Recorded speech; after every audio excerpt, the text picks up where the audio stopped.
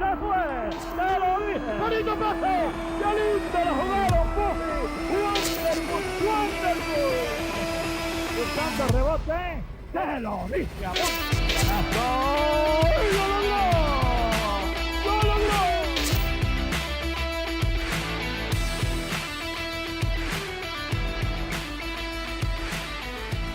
Muy buenos días, buenas tardes y buenas noches a todos nuestros seguidores del podcast Desde la Cuna.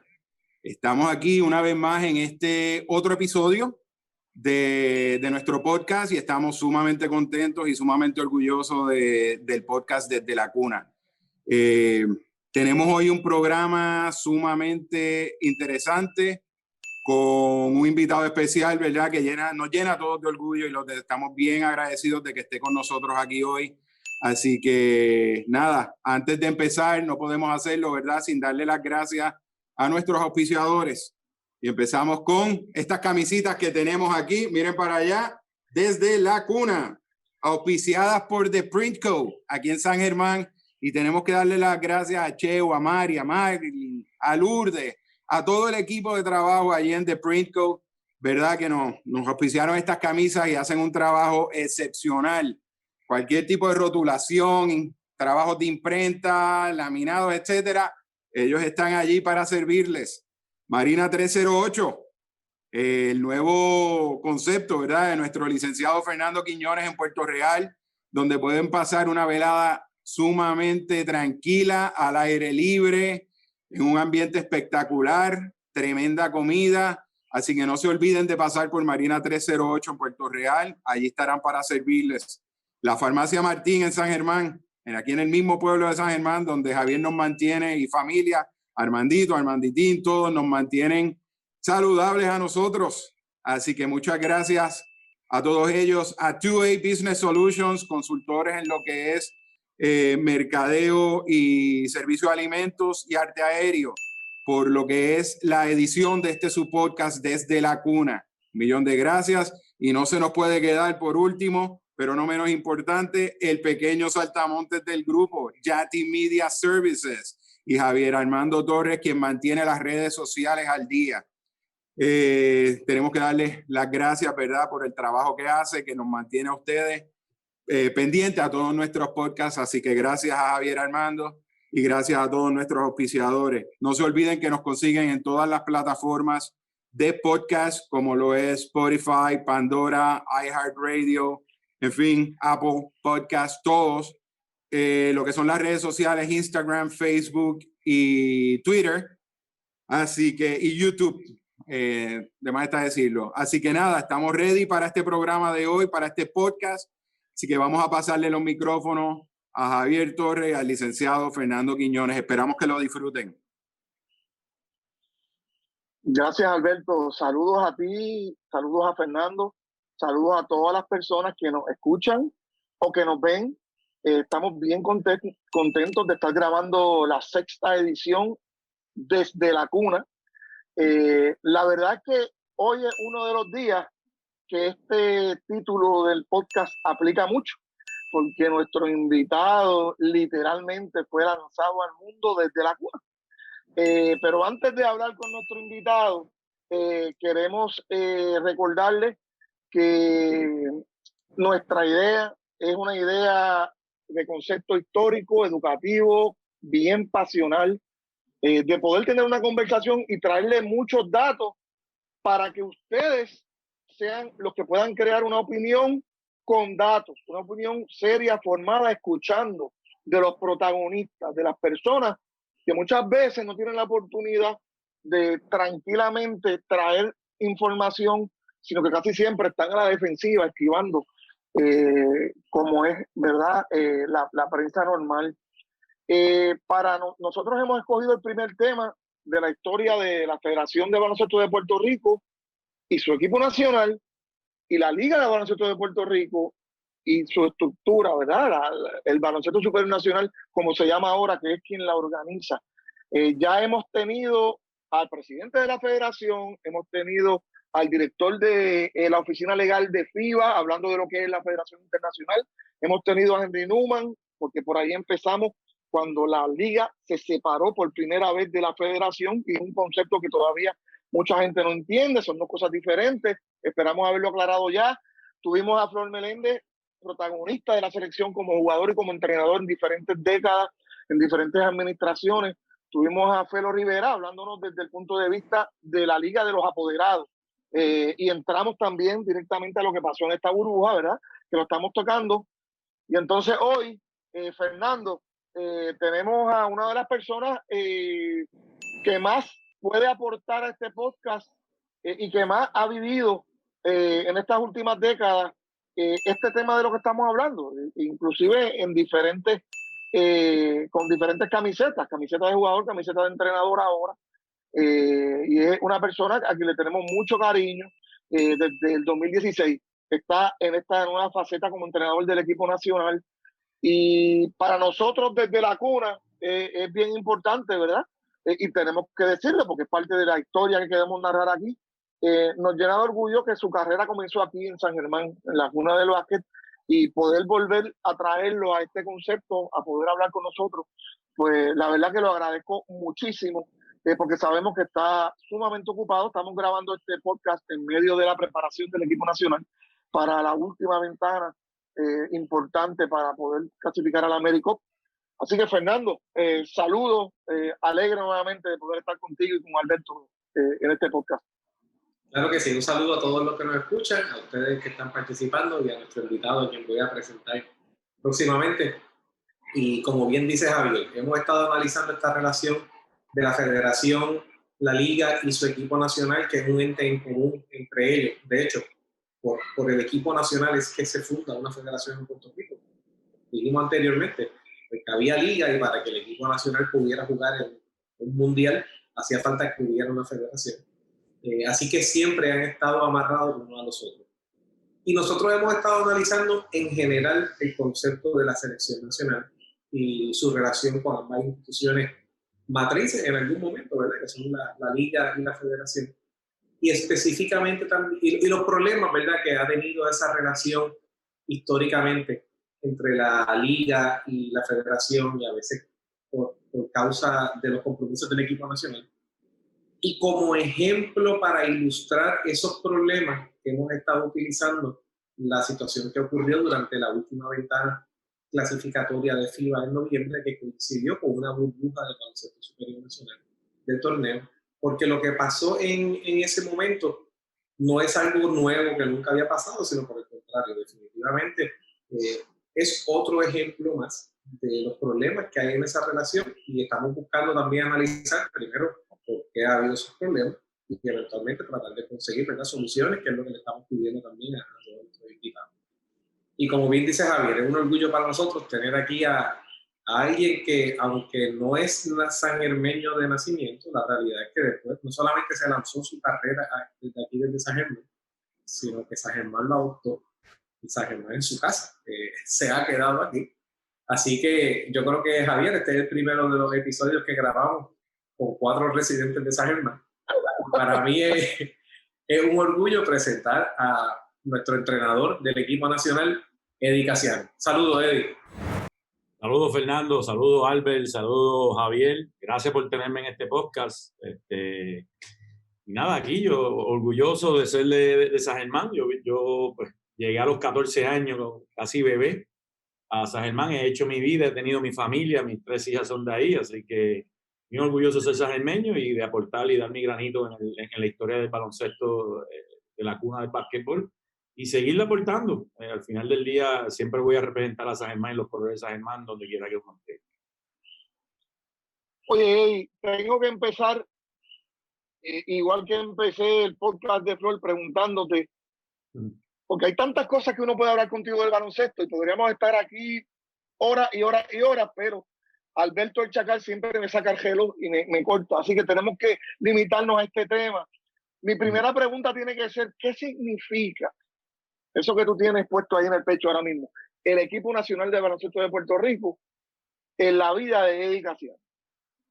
El sueño de todo atleta y de todo coach llegar a la selección nacional. La pasión es, ¿cómo uno puede decir? El premio del sacrificio de toda una carrera poder llegar a ser un dirigente de la selección nacional, pero a la misma vez una responsabilidad sumamente grande. Y para mí es todo en mi carrera. Es algo que empezó desde pequeño en la YMCA, a los 14 años en San Germán, la carrera mía en el BSN, que es la liga que me dio a conocer, y el premio de tener esa dicha de representar al país de uno, tanto como jugador y como dirigente, pues es lo máximo que uno puede aspirar a llegar.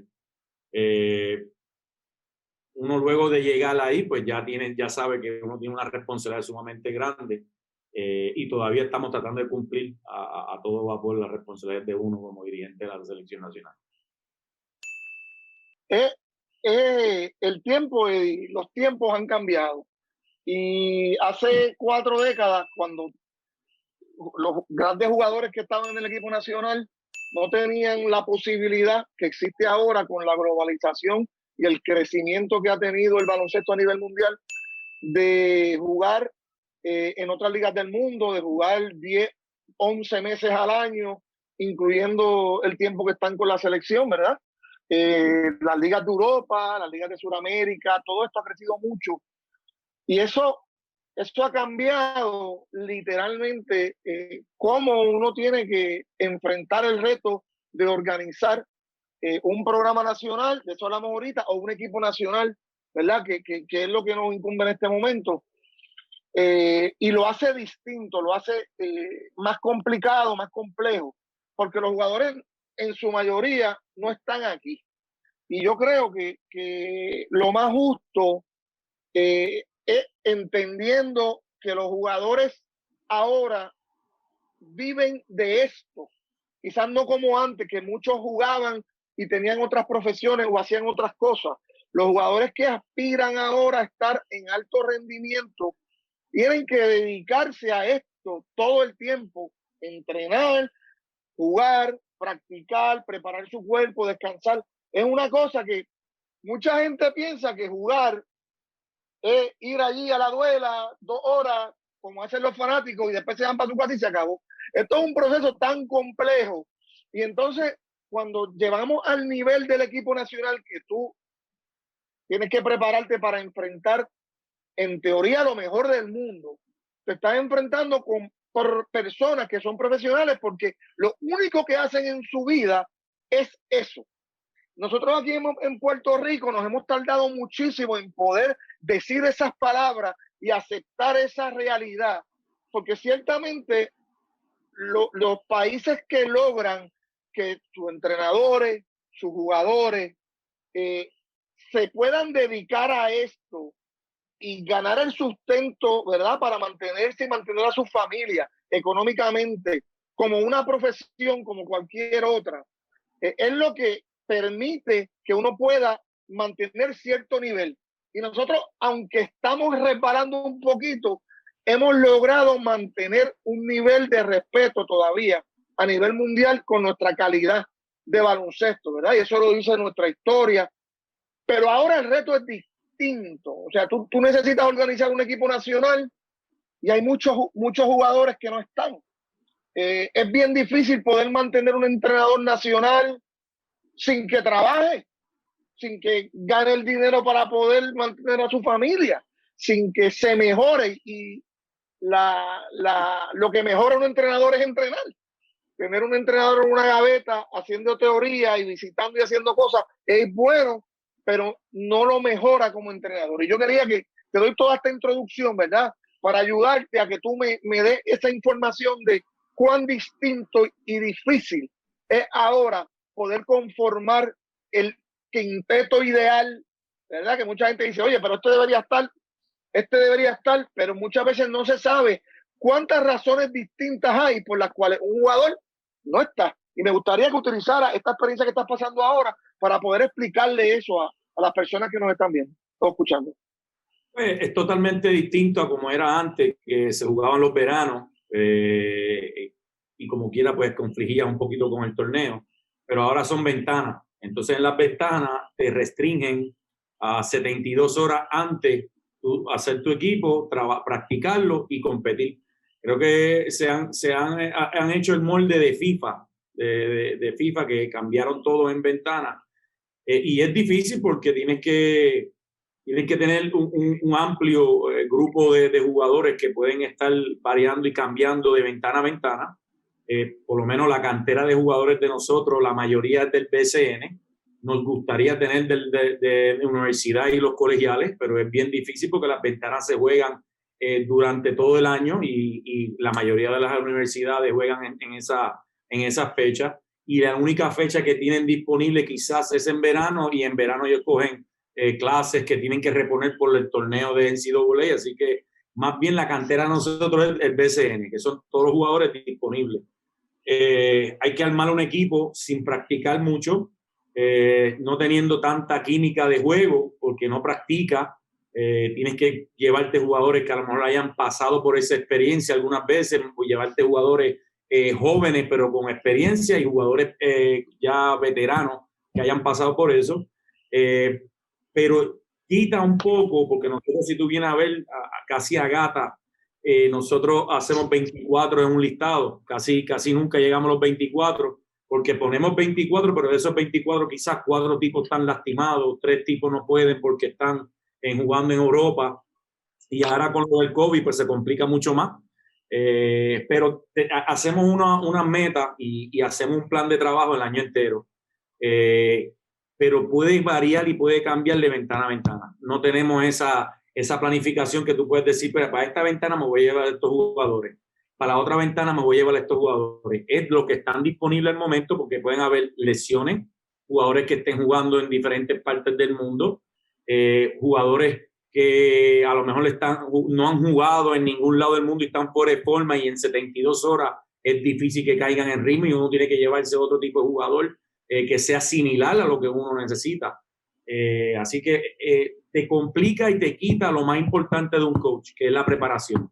Es algo que yo siempre he dicho, de que se da mucho más juego en diferentes partes del año, pero quita la esencia y el trabajo del coach, que el coach ideal es el coach que le gusta practicar, preparar su equipo, crear química, y luego lo demuestra en el juego. Ahora mismo pues tenemos que hacer todo dentro de 72 horas.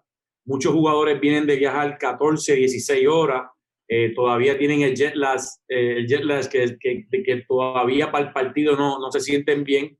Juega un juego, 2 partidos y ellos vuelven para atrás. O sea que es bastante difícil, es bastante complicado, pero está así igual todo el mundo entero. Entonces nosotros nos hemos caracterizado por ser dirigentes que somos in-game situation adjustment guys. O sea, somos que nos ajustamos en la marcha, porque en Puerto Rico de por sí no nos gusta practicar por XY razones, porque no nos gusta practicar, porque el torneo juega 4 juegos semanales, o por la manera que sea.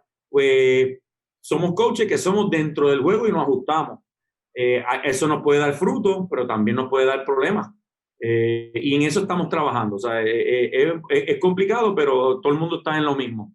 Lo único malo para nosotros es que no tenemos esa cantera grande, que podemos conseguir jugadores en varias posiciones que sean el nivel para competir mundialmente, y que podamos tener el fruto que quisiéramos tener como los años 80 y los 90 y quizás los principios de los 2000. Eddie, sobre eso que indicas de la cantera, ¿verdad? Que tenemos una limitación en cuanto a la cantidad de jugadores, y dar algunas de las razones. Te quería preguntar por 2 grupos específicos de esos jugadores, que hay veces que la gente se pregunta de cosas que se pudiera hacer con esos 2 grupos específicos. El primero de esos grupos que mencionas es, hay veces que hay jugadores que están fuera de forma, que no han estado jugando y llevan un tiempo. Te pregunto, ¿cuál es el factor limitante, o qué es lo que impide que la federación pueda tener, quizás entonces identificar esos jugadores, ¿verdad? Primero tienes que tener un seguimiento con ellos para saber que está aquí o dónde está, no está jugando, está lastimado o no está lastimado. Que me conteste primero si eso se hace, si hay alguien que le esté dando seguimiento a ese listado a todo momento. Y si identifican jugadores que su situación, por ejemplo, no es que está lastimado, es que fue una lesión que lo que requiere es cierta rehabilitación, pero puede estar pronto listo para practicar, o que está fuera de forma, pues entonces que haya un programa para que fuera de temporada, si no hay BCN, el jugador no está jugando y no hay un compromiso todavía cerca, quizás esos jugadores sí puedan tener algún tipo de entrenamiento local con algunos coaches de la selección o algo, o de, ya sea de gimnasio, ya sea un día ir a la pista, un día a la cancha, etcétera, para tenerlos listos. Vamos con esa primera y después te pregunto del segundo grupo. Mira, yo soy un freak de practicar el año entero. Si yo pudiera, yo practico el año entero con los jugadores que están disponibles. Ahora, pero hay dos factores. Los jugadores de la federación, los jugadores de la selección nacional, no solamente son de la selección nacional, también son de los equipos de Puerto Rico. Por ejemplo, puede ser Quebradilla, puede ser otro de Aguada, el otro puede ser de San Germán. Entonces está el factor agente. Cuando tú vas a trabajar con un jugador el año entero, pues tienes que hablar, comunicarte con el agente te dice, bueno, él puede practicar, pero se le tiene que dar una dieta, se tiene que cumplir con una cierta cosas que te van a pedir y exigir por practicar, porque al final del día es un trabajo, y eso complica muchas cosas. Lo mismo si es un jugador de XY equipo que tiene un contrato multianual, pues tendríamos que pedir permiso al equipo de superior, XY, tendría que hacer algo en conjunto, y que el jugador quiera hacerlo, se sienta cómodo para hacerlo. Nosotros, la mayoría de los jugadores, cuando están lastimados, trabajan el año entero con José Cruz. José Cruz es el trainer que trabaja tanto en rehabilitación, también como preparación físicamente del equipo. De hecho, él es trainer personal, era trainer personal de Carlos Arroyo. Y yo lo tengo aquí trabajando el año entero. Cada jugador que se lastima llega donde él y él hace la rehabilitación. Si no está en el grupo de la selección nacional y está en un equipo del BCN, pues ellos, lógicamente, se tendría que practicar con ellos. Él se conecta con el equipo del BCN y ellos coordinan lo que vayan a pedir económicamente por cubrir todos esos gastos. Pero al final del día, todo cierra al factor dinero, y que la federación no puede tener a todo el grupo trabajando todos los días, pagando una cierta cantidad, porque estamos casi a gata a un torneo para cumplir con las cosas económicas. Imagínate el año entero para poder practicar. Pero sería lo ideal si pudiésemos conseguir un auspicio que pueda cumplir con eso. Acuérdate que la selección nacional masculina es la que carga toda la federación y todos los equipos de las selecciones nacionales por año. Y se nos complica, pero nos encantaría hacer eso. Eso sería lo ideal. Pero es un poquito difícil porque pues los jugadores son profesionales, tienen su agente, tienen equipos profesionales que tienen que también ellos trabajar, aparte que también tienen que jugar afuera de Puerto Rico, se están preparando y tienen diferentes mentalidades de preparación. Pero a mí me encantaría trabajar el año entero, Fernando. Eso sería la idea. Sí, te lo pregunto porque muchas veces tú sabes que esos jugadores, inclusive si están fuera de condición y eso, acaban pagándole a alguien para que los entrene y para que los ponga en condición.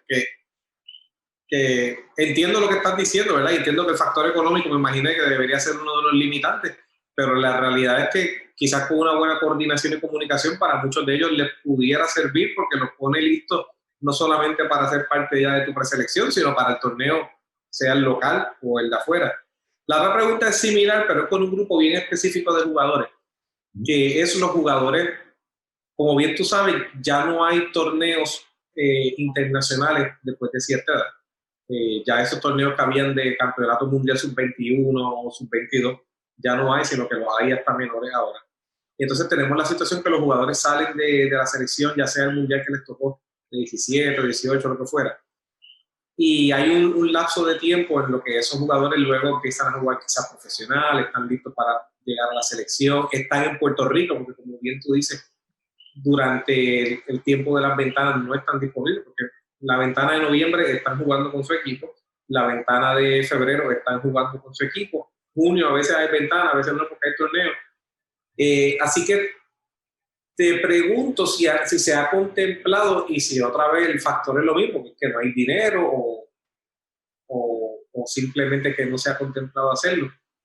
Buscar algún tipo de fogueo para tener un grupo que se esté preparando en esas edades y tenga algún tipo de competencia, aunque no sea per se una competencia internacional, lo que en un momento llamaron como una selección B, donde los jugadores entonces por lo menos puedan estar participando primero juntos, Segundo, siguiendo el sistema, por ejemplo, puede ser tu sistema, pero con alguno de tus asistentes que lo esté corriendo, pero que ya le esté dando entonces los principios básicos de tu ofensiva y tu defensiva, etcétera.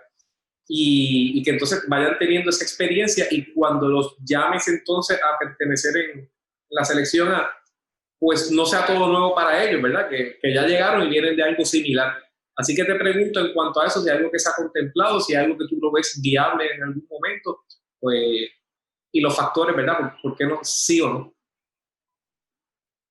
Volviendo para atrás lo que me dijiste, que el jugador, echando antes de esa pregunta, Sí. hay jugadores que les gustan entrenar de una manera y otros les gusta entrenar de otra. No todos van a querer entrenar con el mismo trainer de la selección nacional. Puede ser que el trainer de la selección nacional le guste correr o no le guste correr, o el jugador no le gusta. Pues ya eso es cuestión de lo que le encanta al jugador, cómo entrenar y cuál es su filosofía de trabajo. Para mí el cuerpo es la herramienta de trabajo y uno tiene que trabajar de todas las maneras. Pero ya cuando uno va a trabajar con un jugador individual, con un cierto trainer, ya es cuestión de confianza a lo mejor de la gente y confianza del jugador y qué es lo que quiere hacer y qué no quiere hacer. En cuestiones de tener un equipo B y esos jugadores que salen de 17 años, la mayoría de los jugadores que están de 17 años van a la universidad, los perdemos. ¿Por qué? Porque la universidad le da unas becas, en lo cual las becas cuestan una cierta cantidad anual de ese jugador, así sea comida, hospedaje, y los estudios cuestan cerca de 60,000 pesos, vamos a ponerle al año por un jugador, ¿verdad? Una vez ellos tocan la universidad, ese jugador, nosotros perdemos el control de ese jugador. Ese jugador es de la universidad. Ya uno tiene que pedirle permiso a las universidades para que el jugador pueda venir con nosotros a practicar o a foguear o a verano a trabajar con ellos.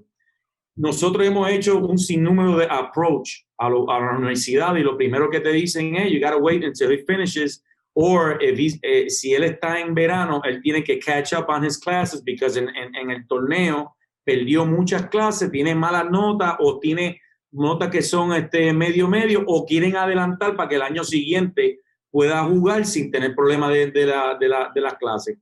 Como digo, es lo ideal practicar con un equipo B, pero no es la realidad. Las universidades te bloquean, los dirigentes no te dejan que el jugador se vaya a jugar algunas veces en un torneo, a lo mejor un mundial sí, y a lo mejor una olimpiada sí, pero en torneos que para ellos no entienden que son importantes, no lo quieren hacer, porque si se lastiman, ellos pierden sus becas y por ende pierden la competitividad de sus universidades.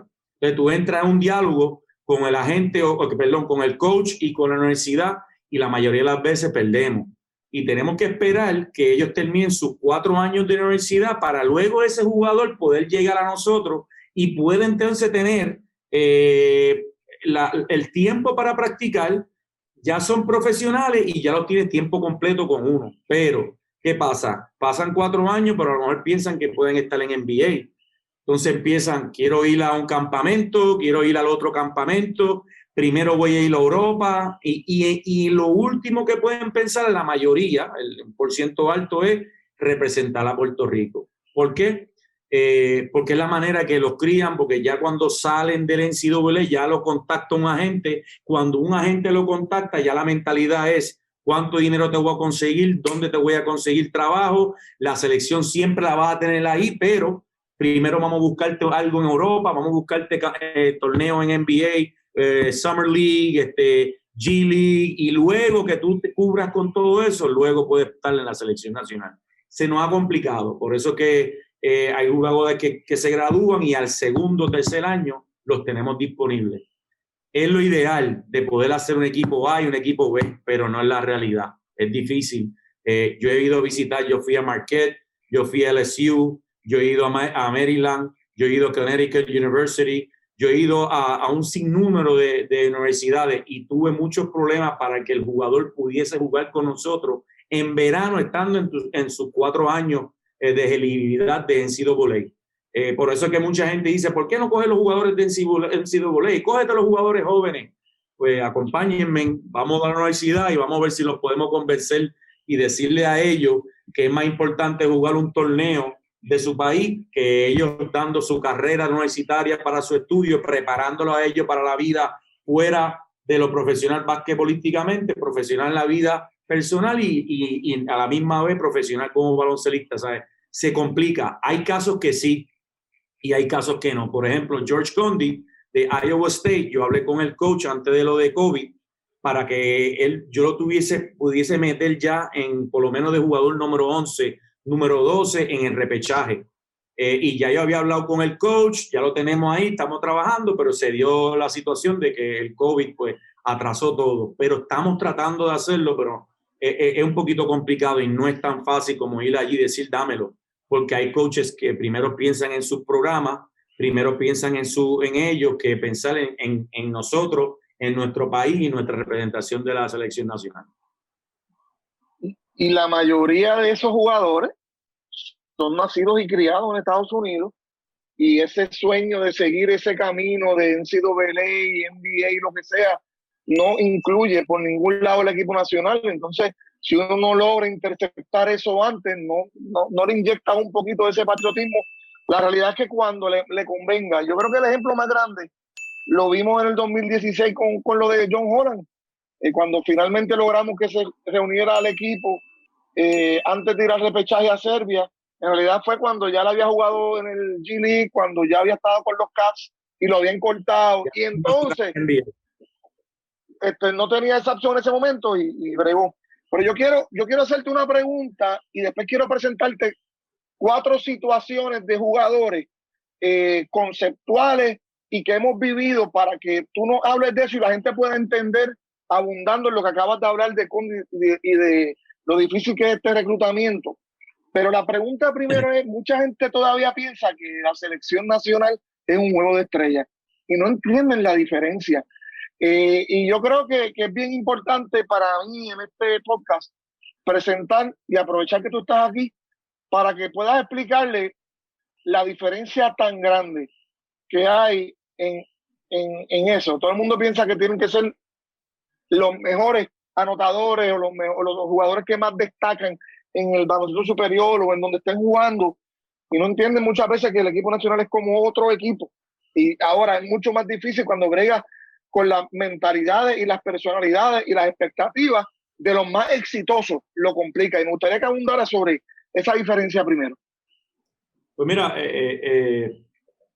cuando tú haces un equipo, tú no puedes tener, como dicen, tú no puedes tener 12 gatilleros, como dice Julio Toro. Porque disparando, tienes que buscar una manera de defenderte, tienes que buscar diferentes maneras de trabajar. Cuando tú haces un equipo, tiene que ser un equipo que tú tengas jugadores que acepten su rol, que acepten que no son protagonistas, que tienen que hacer unos roles específicos. No va a tirar 20 tiros por partido. Tienes que dedicarte a hacer un cierto rol. Por ejemplo, un hombre grande que en el BSN tire 15 veces por juego, a lo mejor aquí en el equipo tienes que dedicarte más a hacer trabajo sucio, correr la calle, ir al rebote ofensivo, hacer mucho contacto para el rebote ofensivo, mucho contacto para el rebote defensivo, buenas cortinas, rolear, aceptar que tienes que jugar para un sistema. Y no es fácil. O sea, si tú eres un jugador en la posición de 2, y me pasaba a mí en San Germán, yo tiraba cerca de 20 y pico de tiros por juego. Cuando entraba a la selección con Jerón, con Piculín y Ramón Rivas, yo sabía que yo no podía tomar los tiros que tú tirabas en San Germán. Hay veces que un jugador lo puede entender, otras veces no.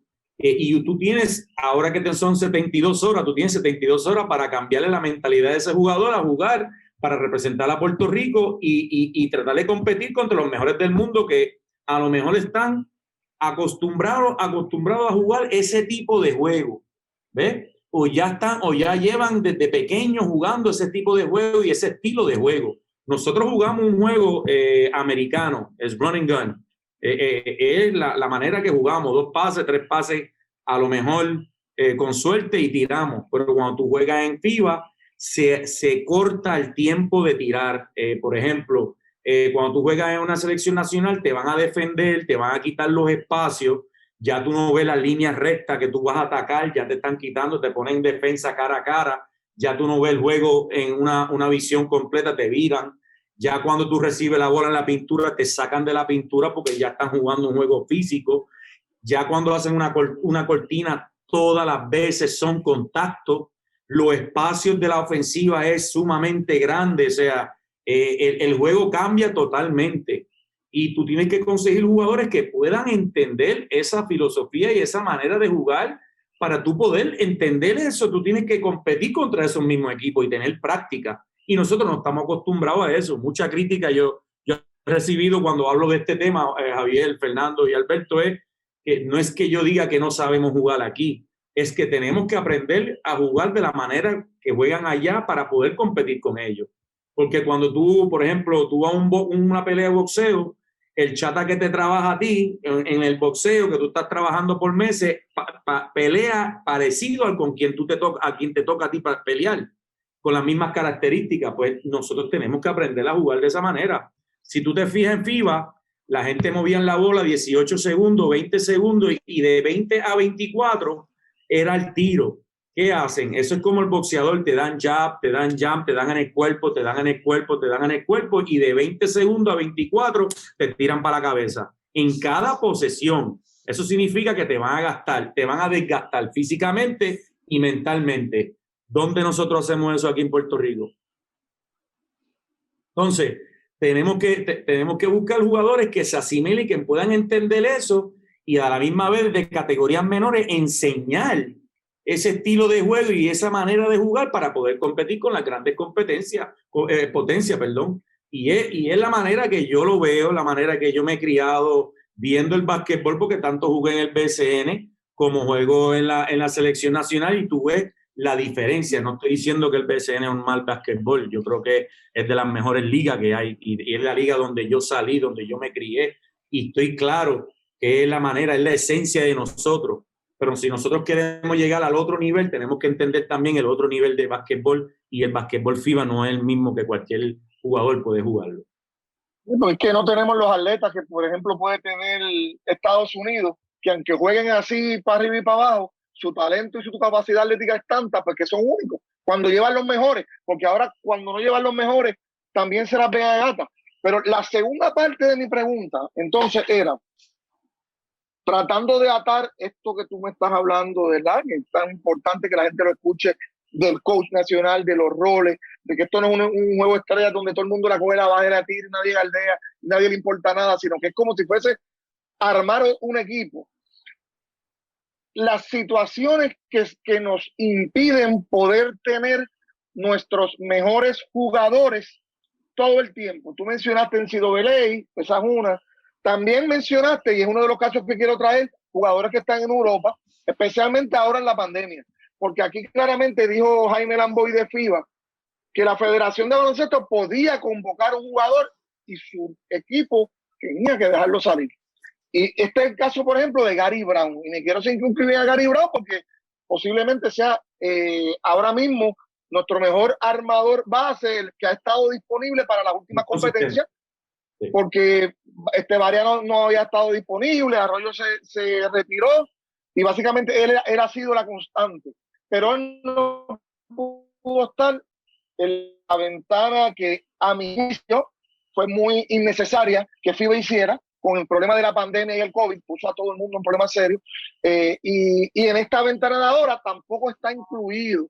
Y la gente tiene que escuchar, Eddie, porque nosotros conocemos mucho a Gary, sabemos que es un muchacho bien humilde, que vino con mucho trabajo, que se ha hecho, la verdad, de bien abajo, y se ha convertido en un jugador sumamente especial a nivel local y a nivel internacional, pero de la misma manera que no ha podido jugar con San Germán, no ha podido estar con la selección. Y la gente tiene que entender por qué, porque esto no se trata de que uno lo convoque, es que FIBA, y aquí que yo quiero que tú elabores en este primer caso, FIBA quiere ser FIFA, como tú muy bien dices, pero sin el capital de FIFA.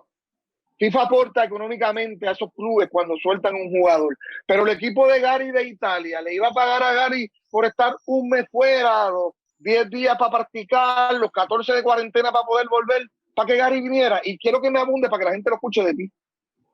Mira, hubo una ventana que Gary, creo que fue contra Estados Unidos, que Gary salió de Turquía. El equipo de Turquía no le estaba dando permiso. Y Gary, por sus pantalones, dijo, saca el pasaje que yo me voy.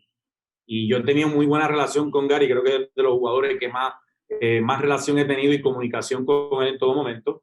Y en esa ventana él vino, él tenía un contrato de 2 años. Su segundo año creo que era cerca de $300,000 o de $250,000 a $300,000. Y él vino y jugó. Pero cuando él volvió, se enfermó y se perdió los 10 días de la competencia, más se perdió, creo que fueron 3 semanas. Y tuvo muchos problemas cuando volvió, a tal manera que su segundo año rompieron el contrato y perdió su contrato de 300 y pico de mil dólares. ¿Qué pasa? Ahora, con lo del COVID, él firma no sé si en Francia o Italia, creo que es Italia.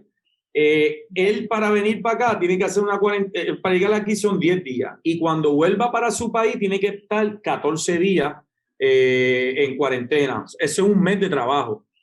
Automáticamente, ¿quién le va a pagar ese mes de trabajo? Si se gana 25 chavos, vamos a poner 25 o 30 chavos. Vamos a poner que son 30,000 pesos. ¿Quién le va a pagar eso a él? Entonces, lo estamos poniendo en una posición que sí es sumamente importante que represente el país, pero también él vive de eso y él vive de ese contrato y es nuestro único jugador que está jugando en Europa y juega Euroliga.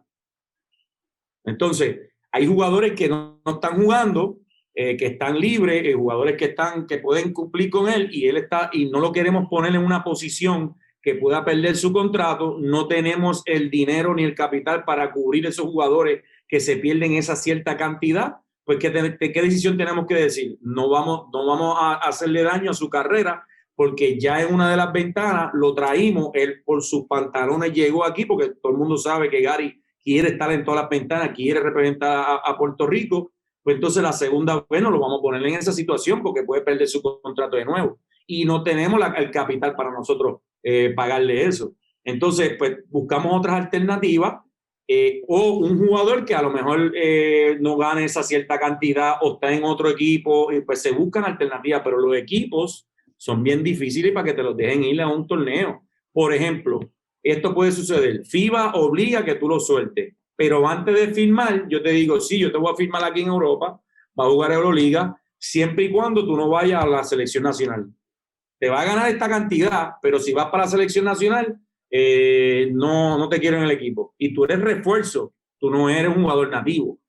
Y como aquí en Puerto Rico hacemos, que cambiamos los refuerzos a cada rato, y cambiamos porque buscamos el beneficio nosotros, pero estamos poniendo a ellos en unas situaciones incómodas que los pueden cambiar. Fernando, tú fuiste apoderado, Javier, tú has estado en todas las bases, pues te pones en una posición de que el jugador que tú vayas a sacar para representar luego se quede sin trabajo.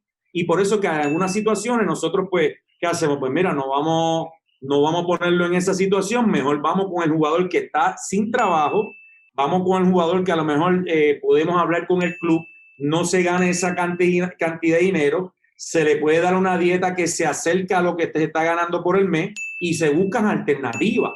Y eso es lo que está pasando. Nosotros no lo queremos poner en una situación que pueda perder su trabajo. No todo el mundo gana la cantidad de dinero que él se está ganando en Europa. Fernando, yo quiero aprovechar para que tú entres aquí. Yo tengo 3 casitos más conceptuales de por qué no pueden estar, pero ya que estamos hablando de lo de FIBA, de lo de los clubes, del equipo, yo creo que es bien importante que tú entres aquí para ayudarnos a entender, porque obviamente sí, la federación pudiese formarle un caso al equipo de Italia y posiblemente la FIBA va a apoyar a que ese equipo le dé el permiso, pero ¿y qué le va a pasar después a Gary? ¿Tú sabes cómo eso podría resolverse de una manera que no fuese que la federación tuviese el capital para decirle, pues yo te voy a dar esos 20, 25 mil dólares que te vas a perder ese mes, pues por lo menos te voy a dar esta cantidad para que venga, tú sabes, y me gustaría que tú entraras allí, porque yo sé que tú dominas bien ese tema. Lo que pasa es que no hay una solución que pueda servir para todos los casos, porque los contratos de los jugadores con sus clubes dependen de las reglas de esa liga en particular.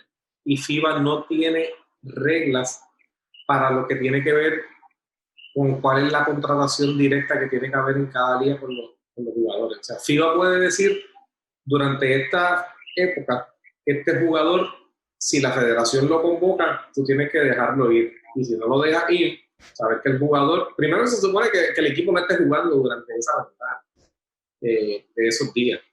Hay ligas que se hacen los locos y siguen jugando durante la ventana, pero sueltan los jugadores. Ejemplo, BCN lo ha hecho. Algunas veces ha parado, otras veces ha seguido jugando, pero ha soltado de esos jugadores. Pero no hay una manera, porque la FIBA puede decirle durante ese momento, pero FIBA no puede decirle, vaya, le tiene que garantizar el contrato. O sea, el contrato es garantizado o no, dependiendo o de las reglas del torneo o del contrato independiente que ellos tengan. También la realidad es que este caso en particular este año es bien diferente por la situación de lo del COVID, porque si no tuviéramos la situación del COVID y no tuviéramos las cuarentenas, probablemente un jugador como Gary hubiese podido venir, porque durante esos días él salía y, o sea, lo que le pasó la otra vez es un caso fortuito, que se enfermara, eso tú no puedes pensar que va a estar pasando ahora. Pero sin embargo, con el COVID y con las restricciones salubristas que hay, que las impone el país, o sea, eso no es ni la liga. Si el país dice son 2 semanas de cuarentena, mi hermano, no hay break, son 2 semanas. Así que estos son unos tiempos bien particulares, bien difíciles para todo el mundo. Y como te digo, yo también estoy de acuerdo contigo, Javier, en que la ventana anterior de FIBA no debieron haberla celebrado y la podían haber juntado con la de febrero. De la misma manera entiendo que no la debían haber hecho. Estoy claro que estaban en todo el derecho de hacerla si querían. Así que aunque fuera una mala idea, si la querían hacer, todo el mundo tiene que ajustarse. Que esa es la situación. Muy bien. Eddie, el segundo caso que te quiero presentar. Hay, en mi opinión, una falsa idea en este país, en muchos sectores que entienden que jugadores talentosos, jóvenes, diamantes por pulir, jugadores con gran proyección, deben ser siempre convocados al equipo nacional desde el principio, con 18, 19 años. Y yo por lo menos, en la experiencia que hemos tenido aquí en la liga, yo aprendí que es bien difícil para muchachitos tan jóvenes poder adaptarse tan rápido a lo que es FIBA, que es totalmente distinto a lo que ellos están acostumbrados. Y es un proceso que eventualmente van a estar, pero no se dan. Te doy el ejemplo para más o menos ponerte en la perspectiva de Philip Wheeler, que es un muchacho talentosísimo, todavía empezando, con buenas destrezas, pero con mucho camino todavía por llegar. Y quiero darte la oportunidad también para usarlo como ejemplo de ese tipo de jugador, que como él hay otros, hay varios. Mira, Wheeler yo lo tuve en el programa juvenil. Él estuvo en la selección de juvenil, lo conocemos. Tiene una habilidad atlética increíble. No puedo decir que no es un jugador para estar en la selección. Claro que sí, tiene una proyección increíble. Pero si tú vienes a ver, yo lo estoy viendo, yo coaché en contra de él. Él jugó contra nosotros en Quebradilla en los cuartos finales.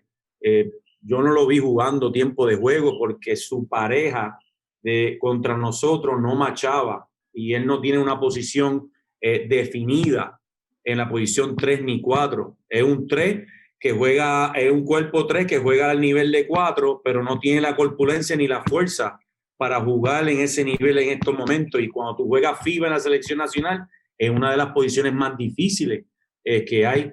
Claro que debe ser una proyección para el futuro, claro que sí, pero no hay que ponerlo ahora en los 12, a lo mejor podemos trabajarlo en un centroamericano, un centro básquet, o trabajar que vaya a practicar, también el jugador tiene que querer, pero simplemente porque juegue en el BSN y tenga 3, 4, 5 juegos buenos, no significa que está en la selección nacional, tienes que practicar allí, tienes que hacer el equipo.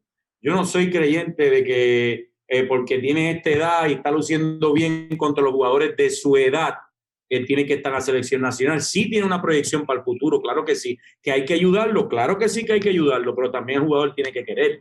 Entonces, ya son distintas cosas que tenemos que trabajar. De hecho, yo hablé con Larry Ayuso en la ventana, en la burbuja, perdón. Hablamos sobre el tema de él. Hablé durante la serie cuáles son sus cosas buenas, cosas malas, que yo no tengo que entrar en este tema aquí en el podcast, pero son cosas que tiene que mejorar como jugador profesional para que pueda estar en ese nivel. Y al final del día, la selección nacional no es para enseñar, nosotros no estamos enseñando, ni tampoco es para yo educar. Nosotros tenemos una responsabilidad de ir con un equipo competitivo y tratar de ganar todos los torneos y todos los juegos que nosotros podemos.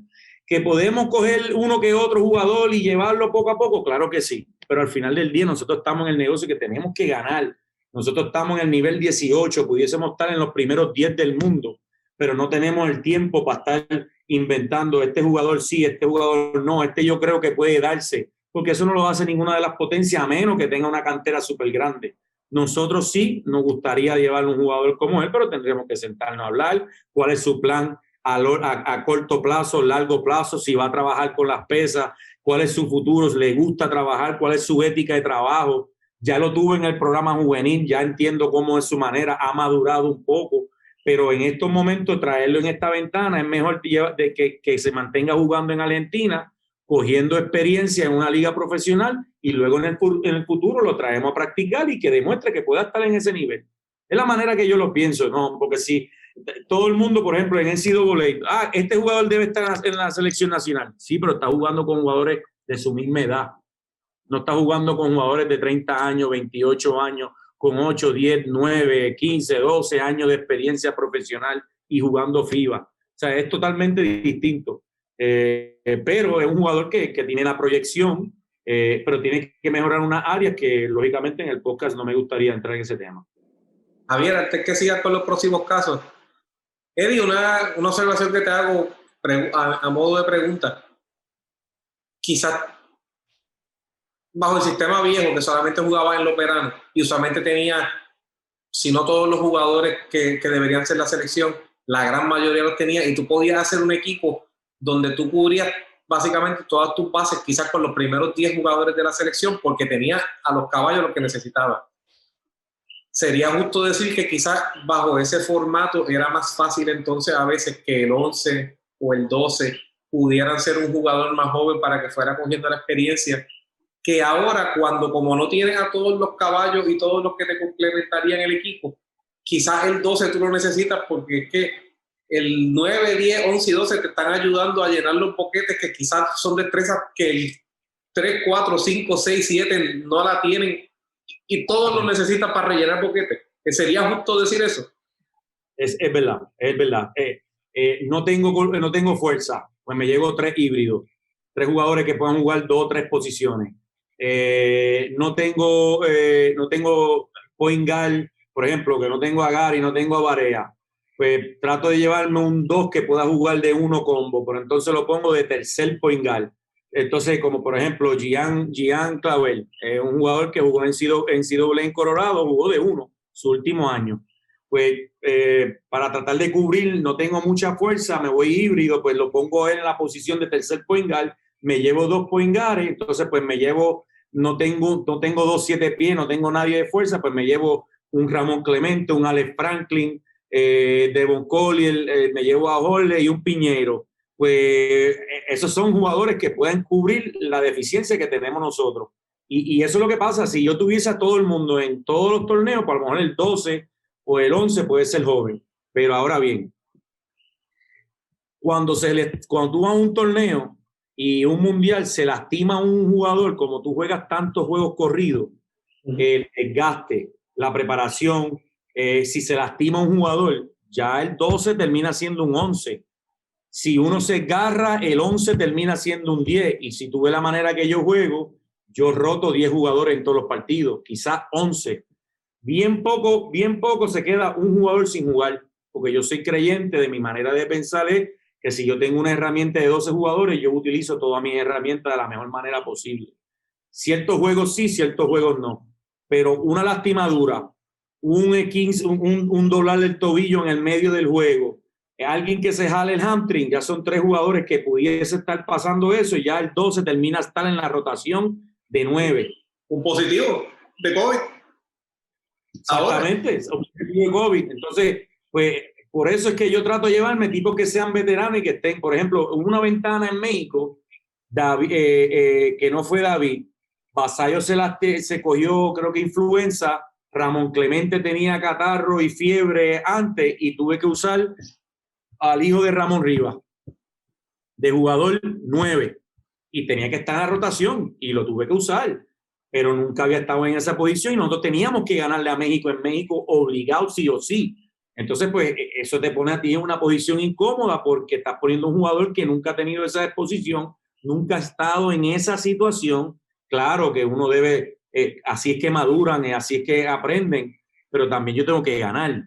Ya también está la presión de que nosotros tenemos que ganar para cualificar para el Mundial. Son puntos y tú tienes que irte con los mejores jugadores, los mejores 12 jugadores. Ahora, si yo llego a tener a Piculín, Ramón Rivas, Jerome Mincy, que en esos años era el 3, el 4 y el 5, pues tú puedes llevar a Eddie Casiano a los 18 años a una Olimpiada, porque pues tiene esos 3 tipos que te cubren la posición 3, 4 y 5. Ya con el 1 y el 2 tú tienes un montón de jugadores y puedes tener un Eddie Casiano, un Richard Soto en la posición de 11 y 12. Pero en estos momentos no carecemos de esa estatura, de esa fuerza, esa corpulencia que es lo que nosotros necesitamos para estar en el otro nivel. Voy a coger, Fernando, y el otro caso que tengo lo voy a entrar en el próximo tema que quiero hablar, porque hablar con Eddie uno puede estar tanto tiempo y no quiero que se nos quede. Este tema nosotros lo hemos traído primero porque es un tema de momento, la relación del equipo nacional y la liga, y lo que pasó en la burbuja ahora es algo que parece que cada ciertos años pasa, o todos los años pasa. O sea, en el 2018 hubo un problema con jugadores que estaban jugando en la liga y la liga paró, y después hubo que sacar jugadores de la serie. 2017, tantos años que yo me acuerdo del 2016 cuando la transición de Carlos Beltrán a Jun, que yo estaba metido en lo del equipo nacional. El equipo de Arecibo quedó campeón dos días antes que nos íbamos para Panamá, para el Centro Vázquez, que Puerto Rico no ganaba hacia 2 ediciones. Tuve que meterme en la celebración a tratar de hablar con David Huerta, con Geraldo Balman. Eso fue un revolú. Jun negociando con Balman y la gente de Arecibo porque él no quería ir a Panamá ese torneo. O sea, estos problemas de calendarización siempre nos muerde y no logramos poder sentarnos en una mesa a resolverlo. Y obviamente esto que pasó ahora en la burbuja, que para mí es un milagro, es otro ejemplo de cómo el baloncesto superior nacional, no solamente en Puerto Rico es la mejor liga, la única que jugó después del huracán María, que Fernando estaba al frente de ella, ahora tiene la capacidad de hacer la burbuja. Es increíble cómo se puede sustentar tantas familias y salvar el básquet dentro de eso, pero volvemos a caer con el problema del equipo nacional y se forma la guerra y parece que nos olvida que todos estamos en el mismo equipo cuando cada uno se va para su kiosco, como llamó Felo Rivera, ¿verdad? Y aquí tratando de unir opiniones de mucha gente que ha estado en el podcast. Pero antes de hablar de este problema de la burbuja, yo quiero preguntarte, olvídate que sea Eddie Casiano, ¿cuán difícil, porque la palabra es difícil, injusto, justo, es tener al dirigente del equipo nacional también dirigiendo a un equipo del baloncesto superior? Alberto y Fernando como que le picó un poquito a Eddie, ¿verdad? Especialmente con tanto conflicto de calendario, o sea, de estar en ese pellejo, ¿verdad? Me gustaría poder escuchar un poquito de esa vivencia mientras estaba todo el mundo en esta guerra mortal, porque eso fue lo que pasó. Nosotros aquí decimos las cosas con cariño, pero con pasión y con verdad, ¿verdad? Trayendo los datos, sin adjudicar, pero para que la gente los escucha. En la piel del entrenador nacional, a esto que fue sometido en este momento, y con eso no estoy diciendo que tú eres una víctima, pero sí estoy diciendo que haber estado expuesto a esa posición, en mi opinión, y a veces soltamos una que otra opinión, ¿verdad? Durante el podcast, es demasiado de injusto, porque es un lose and lose situation, como quiera que tú lo veas, y es un ejemplo grande de la crisis que tenemos en el básquet, que es la que queremos aportar a solucionar. Mira, wow. Yo soy criado en el BSN de los 14 años. Yo debo mi vida al BSN. La pasión mía es jugar en el BSN y haber crecido desde niño hasta ya un viejo casi de 50 años en el BSN, corriendo todas las bases, porque fui jugador, fui come banco, fui jugador del banco, saliendo del banco, fui jugador regular, llegué a ser jugador de la selección nacional del banco, jugador de la selección nacional, jugador regular, ser uno de los pilares de la selección nacional, ser dirigente, ser gerente, ser casi dueño, y cubierto todo eso. Y yo toda mi carrera se la debo al BSN. O sea, es difícil explicar el agradecimiento que yo tengo para el BSN. Pero entonces estoy en una posición de que yo pase todo eso, tengo una responsabilidad de representar a mi país. Y para representar a mi país es el BSN y la Federación y la Selección en conjunto batallando contra los mejores equipos del mundo, demostrando que nosotros somos de tú a tú con cualquier liga del mundo y con cualquier equipo del mundo. Me ponen en una posición incómoda porque tengo que hacer 2 trabajos. A la misma vez tengo que trabajar con el equipo mío de Quebradilla, que uno tiene que hacerlo con pasión, digno y de la mejor manera posible para que tengamos opciones de ganar, pero también tengo que representar el país, que a la misma vez representa a Quebradilla. Entonces, pues, al final del día se escucha mal, pero es una varita cagada por donde quiera que tú la cojas. Y es así. Pero yo, lógicamente, yo sé que ya Jun explicó la situación, Felo ha explicado la situación. No me gustaría entrar tanto en lo que yo quisiera, no que quisiera, sino que lo que pudiera yo decir que no vaya a afectar o molestar, porque cuando nosotros entramos al BSN estamos compitiendo todo y todo el mundo está buscando cualquier manera para uno sacarle provecho para poder ganar del otro equipo. Y no me gustaría entrar en ese tema, pero sí es 2 responsabilidades sumamente difíciles, pero al final del día la selección representa al BSN. O sea, que tenemos que buscar la manera de unirnos para que esto pueda funcionar de la mejor manera correcta. Pero al final del día, para mí, es la varita cagada. Fernando. No, definitivo. Oye, no hay una. Yo creo que todavía no hemos encontrado la respuesta mágica, pero vamos a seguir buscándola, vamos a seguir dándole vuelta a ver qué aparece. Eddie, tú. Y en esa, ¿verdad? No sé cuánto pueda entrar, pero mientras estaban en la burbuja, ustedes ya, esto era tema de diario, como porque la gente ha querido hacer ver esto. Uno ve algunos reportajes o algunos comentarios. Yo leí distintas cosas. Y no sé si quizás la gente, para tratar de conseguir clics, hace la cosa también a veces más grande de lo que es de verdad. Y crean más drama del que de verdad había. De verdad hubo tanto drama dentro de la burbuja que entre dirigentes y cosas, o tú crees que era lo normal de lo que tú has dicho bien, de que estamos compitiendo, así que todo el mundo está buscando, aunque sea un edge mental de decir, te voy a hacer pensar que estás molesto para sacarle quizás lo mejor a los jugadores o para metérsele en la mente al otro coach. ¿Era esa competencia normal o tú crees que hubo una animosidad en esta vez mayor de la que pueda haber habido cuando ha habido competencias internacionales simultáneas al BCN? Fue lo más difícil en mi carrera como coach, como jugador, que yo he pasado en mi vida. Wow, ok, ahí lo contestaste todo.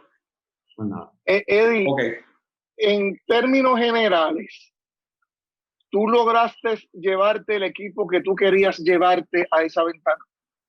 ¿En la de la burbuja? No. Exacto, en esta última ventana. Ok, yo mi trabajo fue tratar de evitar el menos problemas posible, llevarme un jugador por cada equipo para que no se hiciera, no se afectara los menos equipos posibles. Un jugador por cada equipo. Ya cuando empezaron a surgir que uno va o el otro no va, yo ahí me eché para atrás.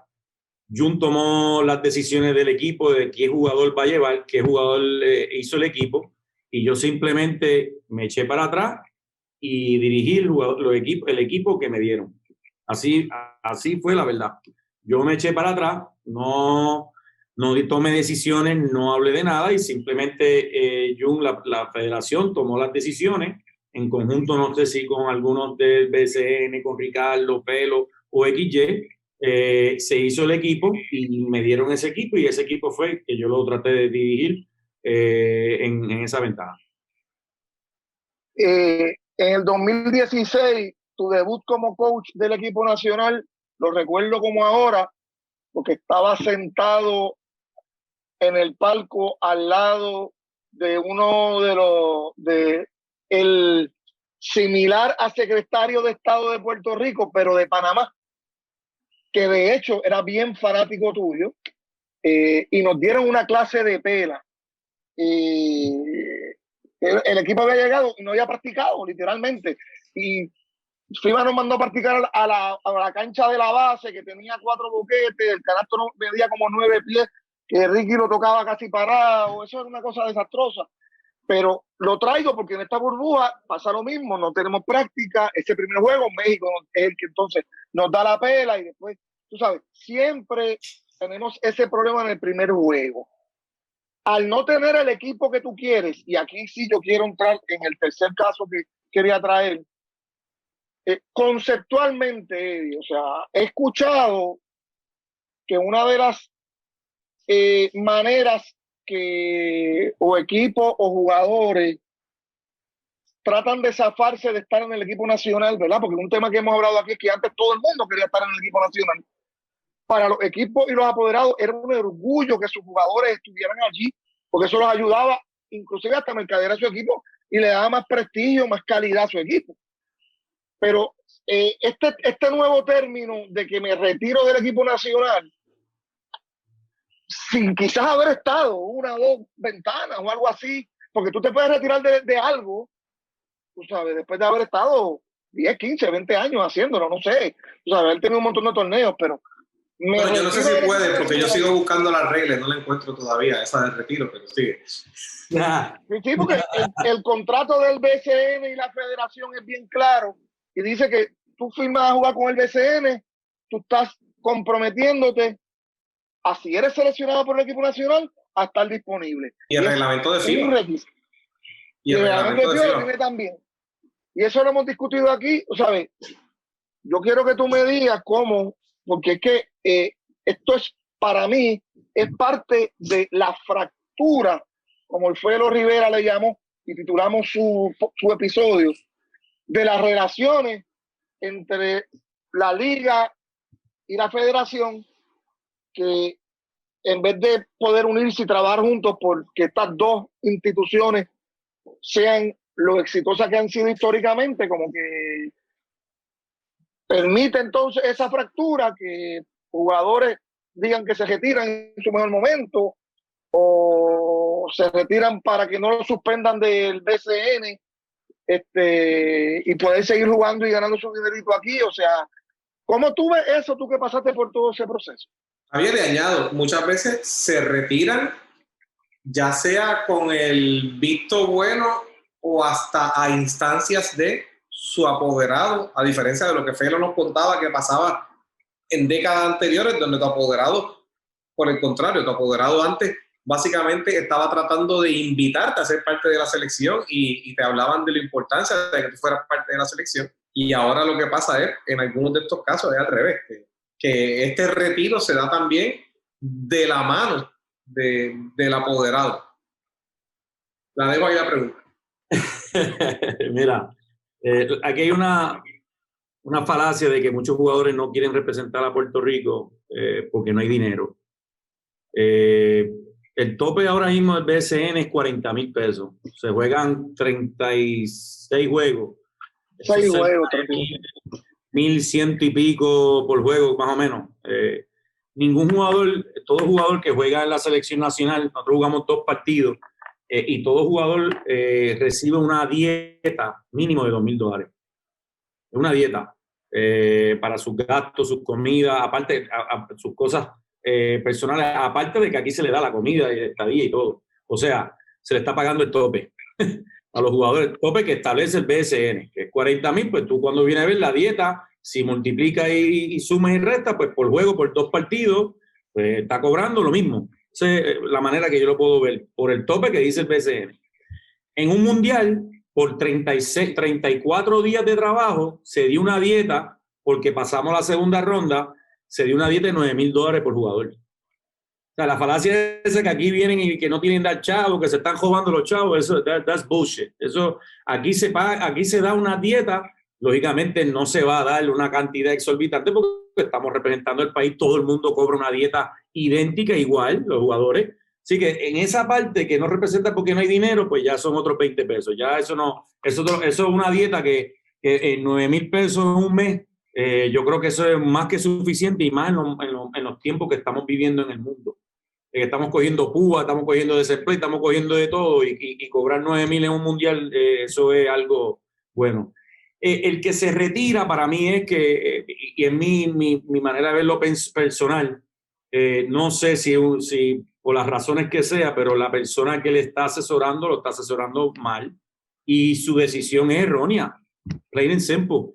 Cada jugador desde pequeño en categorías menores debe pensar que su sueño es representar al país. Tú tienes que sentirlo, tú tienes que quererlo y tú tienes que tener ese norte siempre de estar, ponerte la camisa de la selección nacional y tú quieres dar lo mejor por tu país. Pero te lo está diciendo un jugador que tuve en algún punto de mi carrera un problema con un torneo que se dijo que yo pedí dinero por representar al país y que lo de Mar del Plata que me suspendieron. No fue que yo pedí el dinero. Nosotros pedimos una dieta que se nos debía y se me utilizó de ejemplo. Jamás y nunca yo pedí dinero por representar al país. Y dicho eso, yo paso por esa experiencia, lo entiendo, lo puedo hablar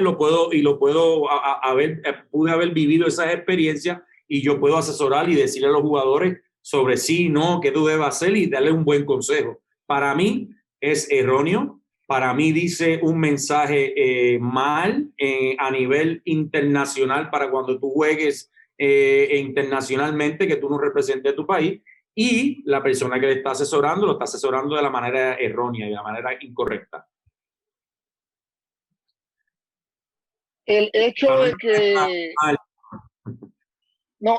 Ángel Rodríguez y Devon Collier no hayan ido contigo a la ventana fue una de las razones por las cuales ese balance de escoger un jugador de cada equipo terminó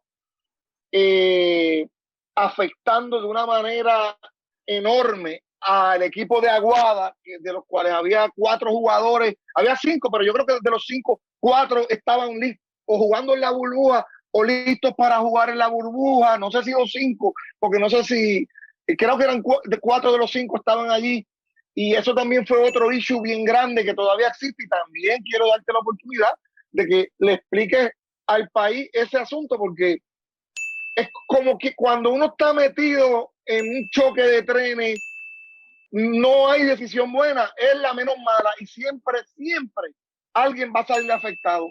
En este caso, quizás Aguada y Fajardo, que había quedado tercero y perdió a Ricia Parker, pues fueron los 2 equipos que más se afectaron. Fue porque estos otros 2 entonces se negaron a jugar. A ver, y para simplificar o aclarar la pregunta para el que nos escucha, que quizás no conozca tanto el tema, y resumiendo un poquito, se había hablado originalmente y la federación lo había dicho de que habían llegado a un acuerdo que iban a convocar un jugador de cada equipo, que es lo que mencionó él, y que él estaba bien con eso, y que luego de que eso no pasó es que él decide, pues tomen ustedes la decisión, y él dice que él no sabe quién fue, pero se había hablado de que cada equipo iba a dar un jugador, iban a convocar un jugador de cada equipo, y entonces los equipos de Arecibo y de Bayamón no permitieron que sus jugadores salieran, que eran Devon Collier y Ángel Rodríguez, y luego de eso, entonces, en vez de llevar un jugador de cada equipo, cambian completamente la manera de estructurar el equipo, porque entre otras cosas perdieron el point guard regular y el hombre grande regular que iba a estar empezando en ese torneo. Así que ese es como que el resumen, ¿verdad?, de lo que pasó.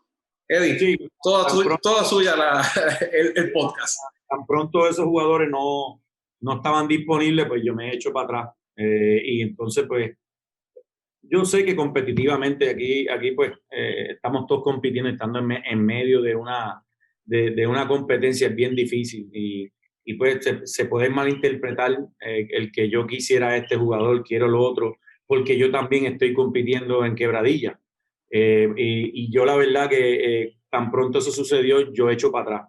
O sea, yo quería evitar todo tipo de problemas y con todo eso, pues lógicamente me cayó el problema. Pero tan pronto esos dos jugadores, que era mi point guard regular y quizás mi 4 o 5 regular, porque Devon ha sido mi jugador más consistente de los hombres grandes de todas las ventanas, y a mí me ha jugado excelente. Pues al ellos dos no están, pues complica todo, porque ya tienes que buscarte otro point guard de otro lado, un 4 con un 5, y ya hablamos de que ya no tengo este jugador, tengo que buscar a lo mejor dos jugadores que me puedan ayudar a hacer lo que hace Cole. Entonces me complica todo, y ya ahí fue que Jun tomó su decisión y lógicamente pues escogieron el equipo, y yo simplemente me levanté el otro día de la mañana cuando estaban, y cuando vi en el lobby que estaban los 12, los miré y yo le dije, bueno, vámonos, que este es el grupo con quien voy. Habían 7 o 8 jugadores que no habían tocado la selección en ningún momento, pero tan pronto ese jugador, XY jugador, y el otro no quisieron, no fueron, por las razones que ellos dieron, pues cambió todo. O sea que si el jugador de Arecibo y el de Bayamón hubiesen estado disponibles, Aguada perdía uno y Fajardo perdía uno. Exactamente. Pues Aguada, escuchen, ya le están diciendo entonces por qué fue que pasó esta situación. Fajardo, escuche, ya le están diciendo de dónde viene esta situación. Ya saben entonces a quiénes achacar responsabilidades. Y yo sé que es bien difícil porque en mi carrera yo he sido tan competidor y yo soy un guerrero y yo busco todas las ventajas que yo puedo para yo ganar. Pero yo tengo dos viejitos allá arriba que son mi ángel guardianes, que son Andrés Barbosa y Margarita Jiménez. Y yo te aseguro por ello que yo en ningún momento escogí los jugadores que fueron para la ventana. Lo hice de la manera más correcta, de la manera profesional, para evitar todos los problemas, y simplemente la federación escogió los equipos y pasó lo que pasó. Que yo me cogí el aguacero, no tengo ningún problema, pero no fue como la gente pensaba. Bueno, Felo dijo aquí que se había llegado a ese acuerdo de que era un jugador por equipo originalmente, pero que, o sea, básicamente es la misma información que nos dio Felo hace 3 podcasts atrás. Javier, síguenos. Sí. ¿Cómo podemos resolver esto, Eddie? Para que, o sea, yo he dicho aquí como 5 veces, y es que lo tengo que repetir porque es que nada más de pensarlo, a mí me dan cosas en el estómago. En 1988, nosotros no cualificamos una Olimpiada desde 2004.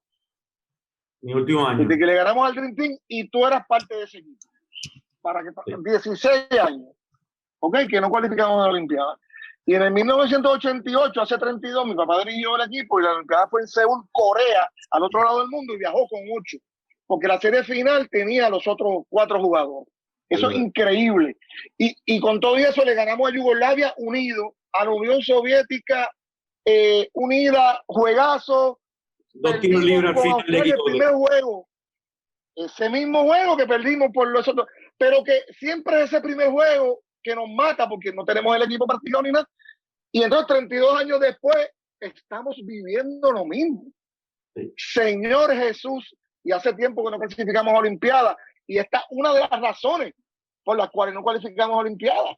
Eddie, ¿cómo podemos presentar una sugerencia, ya que tú llevas 4 añitos aquí, para poder lograr que las instituciones más importantes del deporte en Puerto Rico, entiéndase, Selección Nacional de Baloncesto Masculino, en este momento históricamente con lo que conllevan, y la liga, que lleva más de 90 años y que literalmente de ella nació la federación y todo lo que es el equipo nacional, como tú muy bien apuntas, la verdadera cantera del equipo nacional en nuestro baloncesto superior nacional.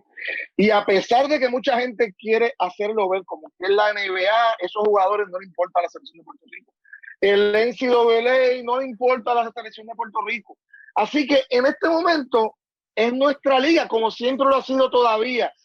Y eso lo podemos controlar. A la NBA no la podemos controlar, ni la mente de esos jugadores que son millonarios y que están jugando allí, con la única excepción de José Juan Barea, porque es otra cosa. Eso es otro tema de otro podcast, no podemos meterlo aquí. Pero a la NCAA mucho menos tenemos ahora mismo para controlarlo, aunque pudiéramos dar otra batalla, pero eso es tema de otro podcast. Pero, Eddie, dentro de nuestra realidad ahora mismo, en febrero del 2021, ¿qué a ti se te ocurriría, conociendo cómo conocen estas dos instituciones, que podría ayudarnos a evitar este choque de trenes, esta factura de generaciones, este constante, como decía Julio Toro, que éramos los genios de improvisación, porque todo el tiempo había que estar improvisando. ¿Cómo se te ocurre algo que no puedas, pum, zumbar aquí? Esto es, vamos a ponerlo más fácil. Esto es fuera de torneo, tanto la federación y fuera del torneo del BSN, siéntanse en un diálogo y no salgan de la mesa hasta que no lleguen a un acuerdo y que puedan estar ambas partes satisfechos y de acuerdo a qué es lo importante, cómo se debe trabajar y hacer un plan ambas partes. Yo creo que tanto Jun como Ricardo y el comité que tenga el BSN se tienen que sentar, tienen que hablar, tienen que dialogar. Yo simplemente soy un empleado coach que me van a dar mis jugadores, yo escojo los jugadores siempre y cuando no haya ninguna controversia de ambas partes, pero mi idea es sentarse y tienen que salir de una reunión con algo que sea positivo, y yo creo que sería de las primeras veces en la historia que si lo podemos hacer en unión, porque nosotros los coaches pedimos unión de equipo, pedimos unión de jugadores, cohesión de grupo, química. Pues, ¿qué te puedo decir? Yo pediría lo mismo de ambas partes y ver cómo lo podemos hacer. Es difícil porque estamos hablando de personas que son valientes porque están poniendo sus terrenos, sus casas, su valor, su dinero para representar una ciudad. Son 10 guerreros que están poniendo de su bolsillo para darle un espectáculo a cada pueblo. Es difícil, hay que entender la parte de ellos, pero se tenía que buscar una manera en que, como yo digo, buscar la cohesión de grupo, trabajar en equipo, química, y hacerlo en equipo, porque al final de todo, cuando nosotros salimos de Puerto Rico, todos somos uno, somos Puerto Rico.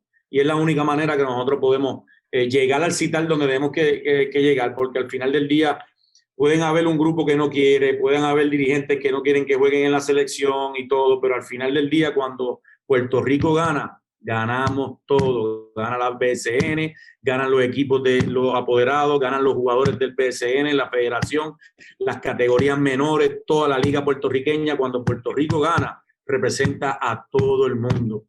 Es la manera que yo puedo decirlo, un poquito más político, porque pues ustedes me conocen, yo soy bien directo por encima del plato, pero esta posición de dirigente pues me ha enseñado a hablar de otra manera.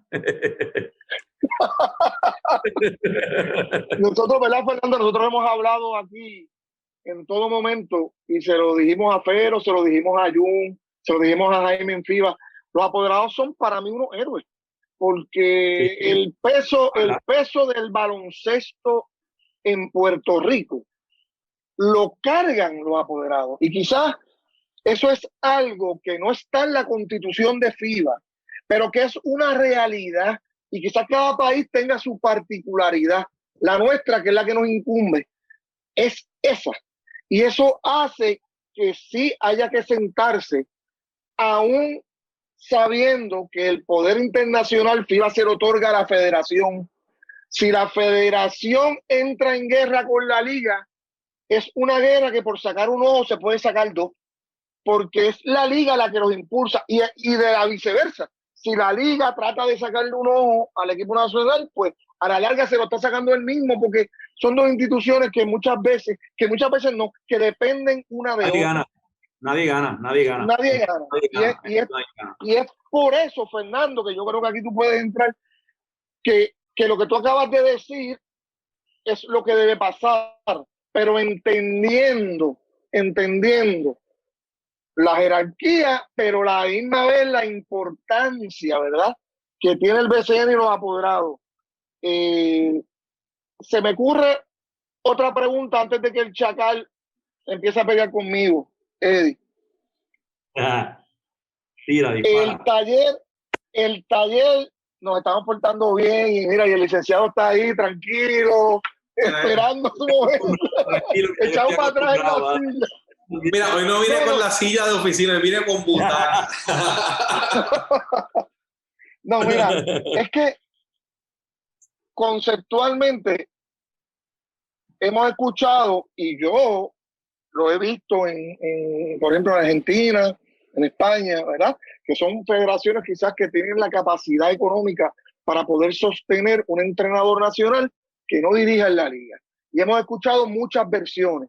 La versión de que es bien difícil porque este es el mejor taller para el desarrollo de un entrenador, conociendo su personal, y sería muy injusto sacarlo de dirigir, oneroso para la federación que no tiene el capital para poder entonces pagar eso.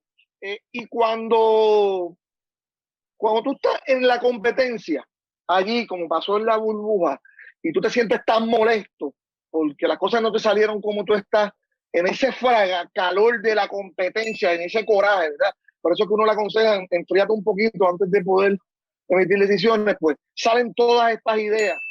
Pero tú siendo hijo de la liga y ahora estando en la posición de ser entrenador del equipo nacional, me gustaría escuchar tu opinión sobre ese concepto, que otros países lo usan, quizás con la capacidad para hacerlo, pero ¿cuál sería tu opinión sobre eso? A mí me apasiona jugar y dirigir en el BSN, a mí me gusta. Lógicamente es lo que he hecho por los últimos 33 años. Wow. Ahí me sentí viejo. Es lo ideal para evitar a lo mejor,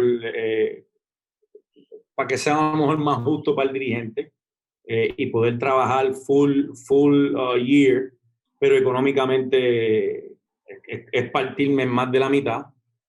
A mí me apasiona dirigir la Quebradilla, a mí me apasiona dirigir, ser jugador de San Germán, ir a Ponce y competir. Sería algo nuevo, sería algo que ayudaría a la selección nacional, pero me quitaría a mí la pasión de vivir en el BSN y trabajar y jugar y tener esas guerras que tenemos tanto dentro como fuera de la cancha. Pero al final del día se debería tomar en un futuro en consideración eso, porque puedes trabajar o a lo mejor se tiene que buscar un auspiciador o buscar otra alternativa para que estos conflictos que estuvo pasando conmigo pues no vuelva a suceder a ningún otro coach, pero sería algo que se debe tomar en consideración en el futuro, siempre y cuando se pueda cubrir lo que uno se dejaría de ganar en el BSN. Fernando. Mira, Javier, yo creo que aquí también el problema es de conceptualización y un poquito de que están mirando, usando una frase de estas bien comunes, que miran el vaso medio vacío en vez del vaso medio lleno. Porque aquí todo el mundo se está enfocando en, pues hay que resolver la situación de BCN y Federación para evitar estos problemas, y nadie se da cuenta que lo positivo que tiene esta relación para ambas instituciones es mucho más que los problemas que les causa, que son incidentales y que simplemente son causados por el hecho de que, como dijo Henry, porque las dos pueden, porque son dos instituciones que tienen el poder, que crean mucho movimiento, que crean mucho movimiento económico y de fanáticos y de interés.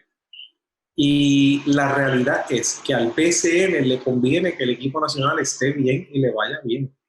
Eso mejora el interés del fanático en nuestro baloncesto, eso mejora la percepción de la calidad de nuestro baloncesto, eso te mejora los ratings después. Un jugador que se destaca con el equipo nacional todavía es un jugador que es mucho más mercadeable en el BCN y para la franquicia. Y de la misma manera a la selección no cabe duda de que le conviene que haya un torneo fuerte, porque como ustedes bien han dicho, la cantera principal de jugadores para la selección nacional de Puerto Rico es el torneo del BCN, donde esos jugadores se mantienen en forma, chocan con una competencia de alto nivel, están aquí en Puerto Rico, que económicamente eso les resuelve muchas situaciones a la federación. Para esta ventana, por ejemplo, el hecho de que los jugadores estuvieran ya en una burbuja, que los tenían ya con protocolo de COVID, los tenían ya con las pruebas y se sabía que estaban disponibles, estaban entrenando, estaban en condición. Así que aquí los positivos son mucho más que los negativos. Lo que pasa es que las personas que estén pensando en tener esta guerra tienen que quitarse de la mente la idea de tener esta guerra, que no tiene ningún sentido, y lo que tiene es que sentarse, en vez de a ver cómo yo le hago daño al otro, es a ver cómo yo te ayudo y cómo tú me ayudas. si entran con esa mentalidad, esa reunión debe ser bastante corta. Lo que pasa es que si tú entras con la otra mentalidad, que es cómo yo te hago daño y cómo me estoy defendiendo del daño que tú me haces, pues no va a acabar nunca. Así que eso es, ¿verdad? No se supone que yo estuviera dando ninguna opinión ni conclusiones todavía, porque nos queda otro más. Hasta el último. Así que la vas a tener que cortar, vas a tener que cortar esto y editarlo. Te voy a interrumpir porque te queda otra parte, pero ese es el preview del último podcast de este tema. Así que por ahí empezaste. Pero, Eddie, estamos a 2 semanas de la última ventana de este ciclo y yo sé que ya empezaste a entrenar. Háblanos un poquito, ¿verdad? Para terminar con más paz y tranquilidad de que, pues, por fin puedes por lo menos ver varios jugadores ahora. ¿Cuántos has tenido en estas prácticas? ¿Cuál es tu proyección de aquí a esos 2 partidos que tenemos que ganar por lo menos el de Bahamas si queremos clasificar para América? Oye, pero Javier, esto es bueno porque empezaste con baloncesto, fuimos a la parte que estaba pelúa y difícil y acabamos con baloncesto, así que esto está fantástico. Oye, tenemos el sándwich de baloncesto, así que muy bien. Mira, se está jancando los pelos, no puede ser. Pues mira, la federación está haciendo un sacrificio grande en poder practicar 18 días antes. Lógicamente llevando los jugadores que están disponibles. Tengo 10 jugadores que desde el primer día puedo trabajar los esquemas defensivos, los esquemas ofensivos. Lógicamente me falta Gian, me falta Piñero, me falta Barea. Estamos tratando de conseguir los otros jugadores que puedan ser de impacto para la selección. Esperamos que se pueda dar. Pero estamos buscando todas las alternativas, pero estamos trabajando. Tengo a Evander, que es el point guard de Fajardo, jugador de point guard de acá. Sosa, tengo a Emi como siempre, Parker. Tenemos un grupito bueno. Moni, tiene a Benito, Collier. Lo bueno es que por lo menos podemos darle ritmo a los tipos. Llevan desde la burbuja que no hacen nada. Es difícil con lo del COVID trabajar, practicar en los sitios donde ellos estaban. Y hemos adelantado. La verdad que el grupo muy bien. Yo le estoy dando práctica todos los días. Le di doble turno hoy, mañana le doy doble turno. Sábado le di una práctica dura por la mañana y le doy libre el domingo y del lunes para adelante empezamos de nuevo doble turno. Pero me gusta el grupo quiere trabajar. Todo el mundo está bien pendiente de las cosas que queremos hacer. Una química muy buena. Y esperamos que nosotros podamos lucir mucho mejor de lo que lucimos la última ventana. Y yo estoy seguro que sí. Y que nos veamos más unidos como grupo y que los jugadores jóvenes puedan seguir luciendo bien. No es que le queremos ganar nada más que a Bahamas. Yo quiero ganar los 2 juegos. Esa es la presión que yo tengo. Y aunque se supone que sea ganarle a Bahamas, tú sabes que si yo pierdo un juego, pues vuelve de nuevo la presión de que hay que cambiarlo, hay que votarlo, hay que hacer esto. Es parte de la profesión mía y de parte de ser dirigente de la selección nacional. El cuero uno se le va poniendo duro a través de los años. Pero tenemos que ganar esos 2 partidos. Es la manera y el reto que yo me pongo. Nadie me va a poner más presión de lo que me pongo yo. Así que si nosotros trabajamos bien, yo puedo tener a todo el grupo, todo el mundo saludable, que todo el mundo, Dios quiera, que nadie salga con COVID, ni nosotros, ni ningún lado de los atletas que vengan que van a estar aquí. Creo que van a ser de 7 a 8 equipos. Yo espero lucir bien y que podamos salir airosos en esos 2 partidos. Eddie, este grupo de 14... Son 7 8 equipos porque son 2 grupos. Sí, son 2 grupos. Fernando. Grupo de 14, debo entender que estos 14 son jugadores que ustedes entendían que ahora estaban disponibles, pero por algo que dijiste ahí, debo entender que todavía la fecha límite para tú poder añadir a alguien, si alguien se hiciera disponible, no ha pasado y si de repente resultara que el jugador X, que hasta ahora se supone que no está disponible, de repente resulta que su situación contractual cambia, por ejemplo, está a tiempo dentro de la regla para añadir más gente, ¿verdad? Okay. Sí, puedes añadir. Y hay jugadores que a lo mejor tú hiciste pregunta por Twitter de que por qué no está XY jugador o X. Me contestó Pipo después, no sabía, genuinamente no sabía, me contestó Pipo. Contesté yo dije, ese es Fernando, fíjate de eso, yo estoy bien. Pero lo que pasa es que hay jugadores que están lastimados, otros que no me funcionaron en mi sistema, ni no en mi sistema, que no se vieron y no aportan a lo que yo quiero hacer. Necesito más corpulencia, necesito más tiro de distancia, necesito un jugador que lea y reaccione más rápido. Por ejemplo, a mí me encantaría tener a Yao, pero tiene una bota, creo que se había operado algo del tobillo.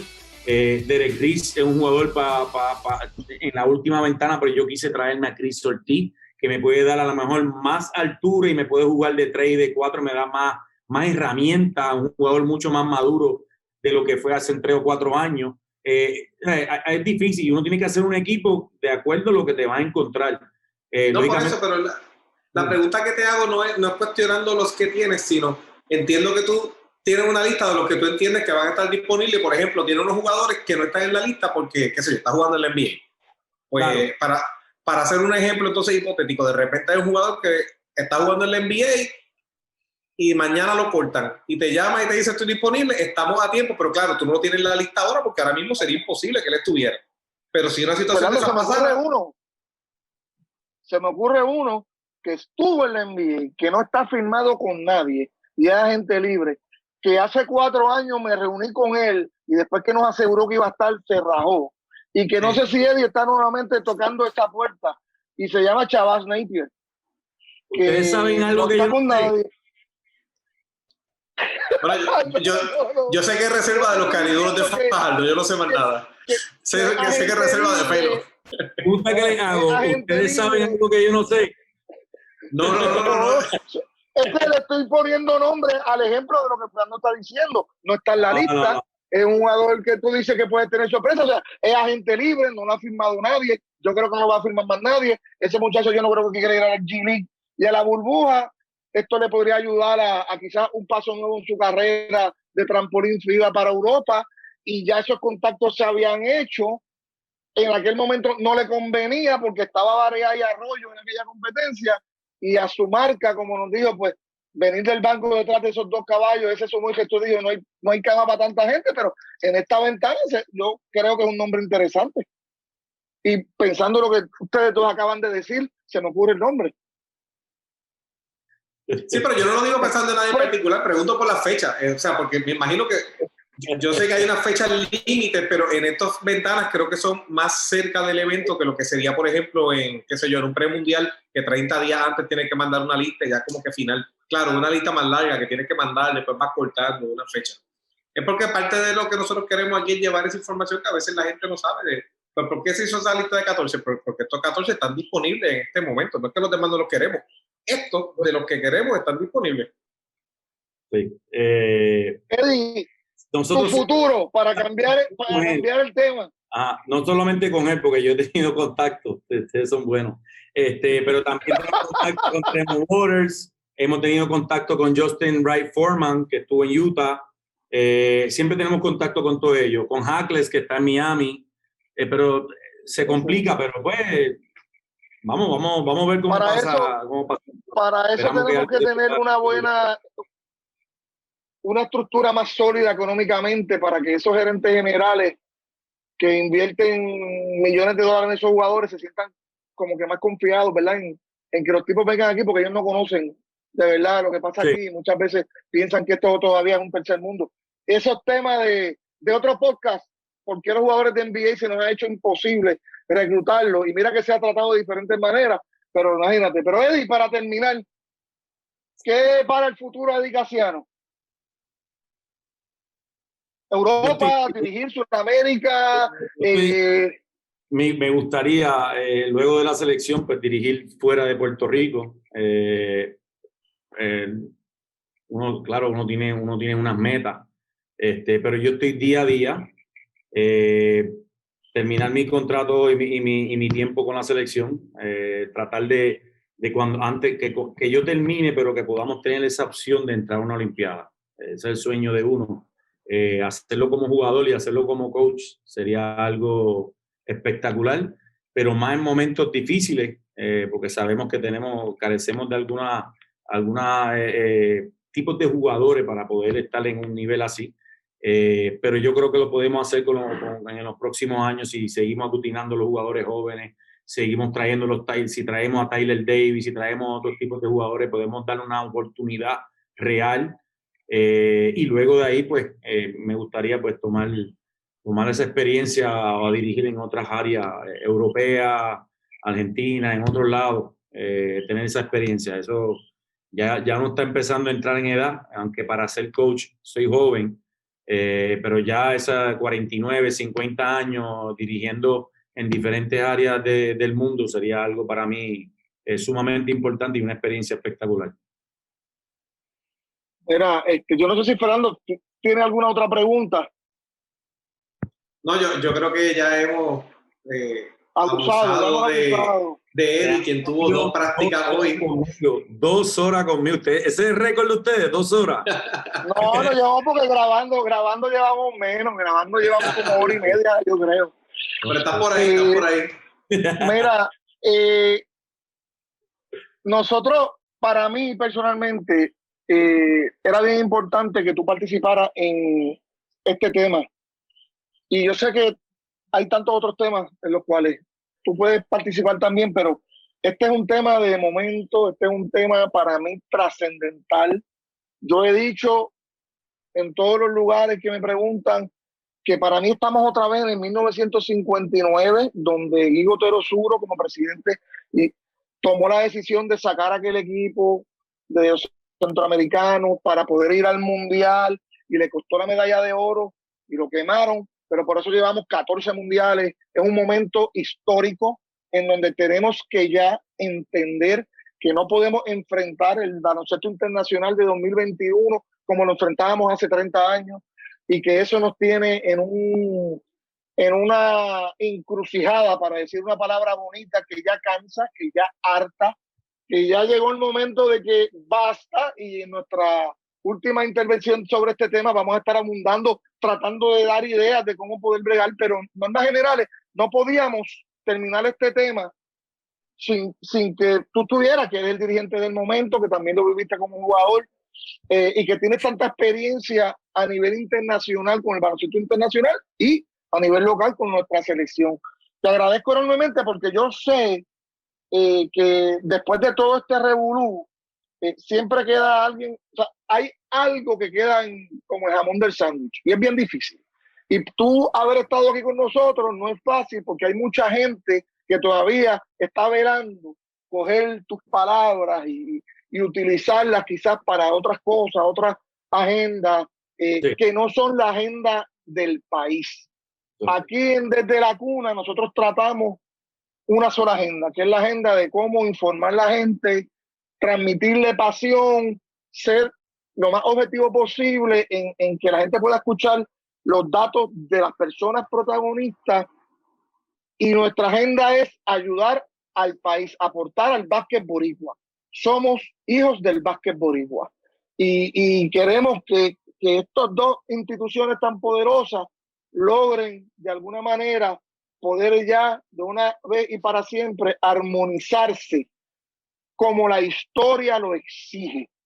Y por eso es que te agradezco enormemente que hayas aportado a este proyecto que apenas lleva mes y medio quizás, y que aspira a servir como una plataforma neutral, informativa, pasional, histórica, porque para nosotros el básquet es algo mucho más que ir allí y ver a alguien anotar o hacer un highlight de donkeo o cualquier otra cosa. Y específicamente la selección nacional y nuestra liga de baloncesto son demasiado especiales en nuestras vidas como para uno permitir que lo único que el país escuche sea un estilo que no necesariamente aporta a resolver los issues, que no resalta la importancia de esta historia, la importancia de estas instituciones para nuestro país y para nuestro deporte. Y uno tiene la responsabilidad desde la cuna de proveerlo. Así que te agradezco enormemente que hayas estado con nosotros. Como siempre, te deseo y sé que te deseamos mucho éxito en todos los proyectos que tengas futuro. Aquí hay una cuña que yo siempre le he dicho a muchas personas aquí, que aplica también a lo tuyo, en lo que estás haciendo ahora mismo con el equipo nacional. tu éxito es nuestro éxito y mucha gente eso se le olvida. Es como si fuesen ustedes y nosotros, cuando en realidad todos estamos metidos en ese mismo barco.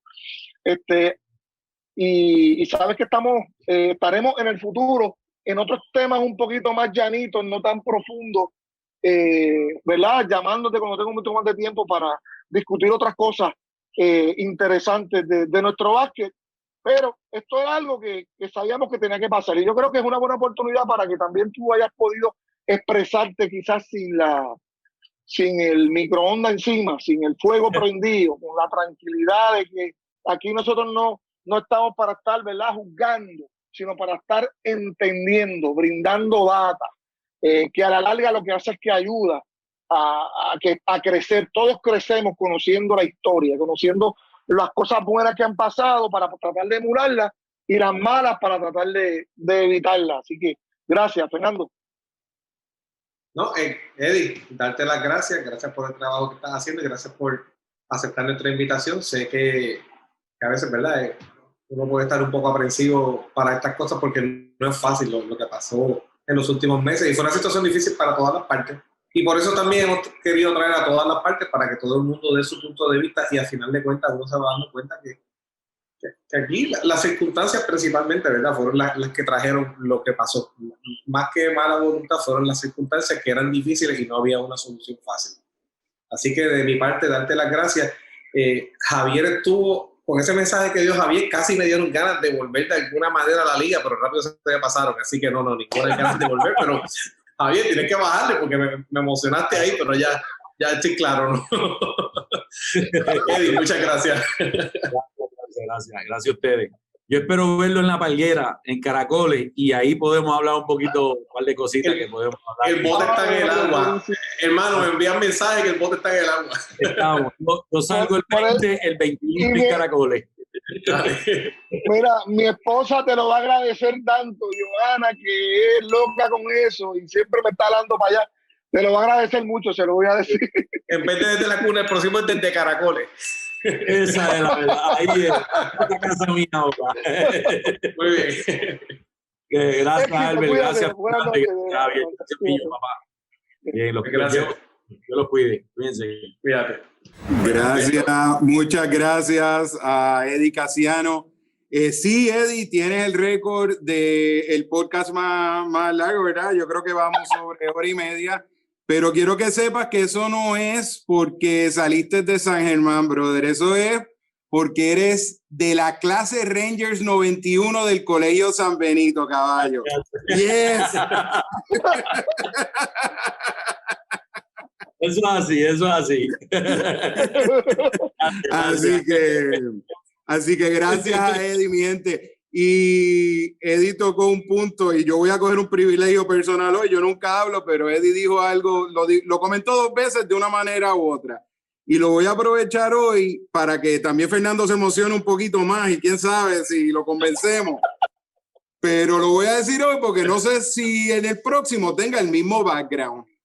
Pero si ven ahí atrás, hay una frase que dice, donde hay un sueño, hay un camino.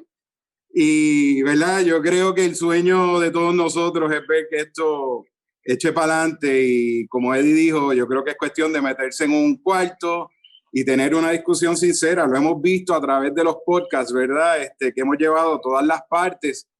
Quieren el mismo camino. Es cuestión de encontrarlo y vamos a dirigirnos, ¿no? Así que esa va a ser mi aportación al podcast de hoy. Así que, mi gente, queremos darle las gracias una vez más por haber participado de este podcast de esta noche que, wow, increíble. Estamos muy agradecidos por Eddie, por haber sacado tiempo, ¿verdad? Sacar un poquito de tiempo para nosotros, tarde, pero pues está aquí con nosotros y estamos muy agradecidos, Eddie. Gracias por estar aquí. Gusto en verte después de 1992, yo creo que allá abajo en una fiesta patronal. Que no teníamos ganas. Pero nada, nos vemos, ¿verdad? Nos vemos en el próximo podcast. Y antes de irnos, queremos darle las gracias a Marina 308 en Puerto Real, a todos nuestros auspiciadores. Ya saben, puede pasar una velada magnífica, con distanciamiento, al aire libre. Tenemos a The Print Co. en San Germán, que estas camisas que ven que tenemos puestas nos nos las donaron, así que gracias a Cheo, a Mari, a Marilyn, a Lourdes, a todos los empleados allí en Printco, la Farmacia Martín en San Germán, y a 2A Business Solutions y Arte Aéreo, que se encargan de lo que es la edición de este su podcast Desde la Cuna. Y una vez más al pequeño saltamonte, Hattie Media Services, que maneja todas nuestras redes sociales.